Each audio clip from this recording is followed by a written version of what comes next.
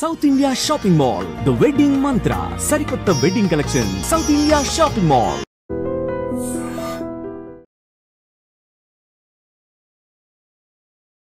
Jubilee Hills MLA Maganti Gopinath మృతి పట్ల ముఖ్యమంత్రి రేవంత్ రెడ్డి తీవ్ర దిగ్భ్రాంతి వ్యక్తం చేశారు. ఆయన మరణం పట్ల ఆయన సంతాపం తెలియజేసిండ్రు. అట్లాగే ఆయన ఆత్మకు శాంతి కలగాలని మాగంటి కుటుంబ సభ్యులకు సీఎం రేవంత్ రెడ్డి ప్రగాఢ సానుభూతిని కూడా తెలియజేశారు. అయితే ఎమ్మెల్యే మాగంటి గోపీనాథ్ మృతి పట్ల కూడా కాంగ్రెస్ కి సంబంధించిన చాలా మంది ప్రముఖులు స్పందించారు. టీపీసీసీ చీఫ్ మహేష్ కుమార్ గౌడ్ కూడా సంతాపం వ్యక్తం చేశారు.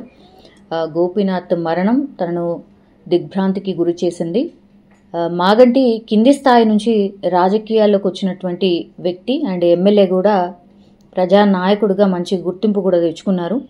గోపీనాథ్ ఆత్మకు శాంతి కలగాలని కూడా ఆయన కూడా ఆకాంక్షించారు.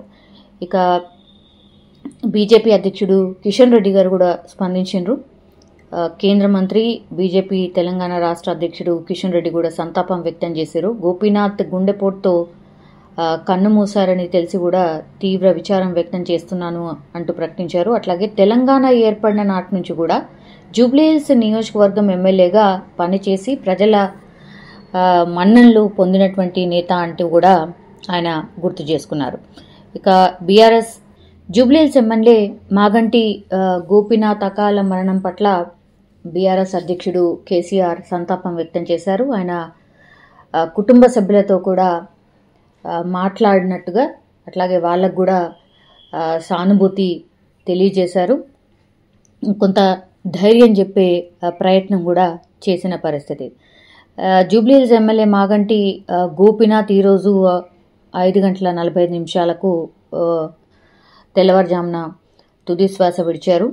ఆయన గుండెపోటుతో ఏజీ హాస్పిటల్లో జాయిన్ అయ్యారు. కానీ చికిత్స కొనసాగుతున్నటువంటి టైంలోనే ఆయనకి మ్యాసివ్ హార్ట్ అటాక్ రావడం, ఆ తర్వాత కొంత మిగతా హెల్త్ ఇష్యూస్ కూడా ఆయనకు ఉన్నట్టు మనకు తెలుసు.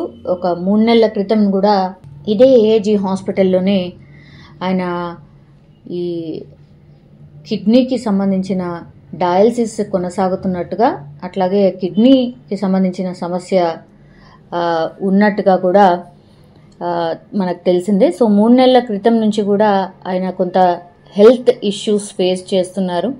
సో ఈ క్రమంలోనే మొన్న 5వ తారీఖున ఆయనకు హార్ట్ అటాక్ రావడం, ఆ తర్వాత కుటుంబ సభ్యులు ఏజీ హాస్పిటల్కి తరలించడం, ఈరోజు తెల్లవారుజామున 5:45 ఆయన తుది శ్వాస విడిచారు.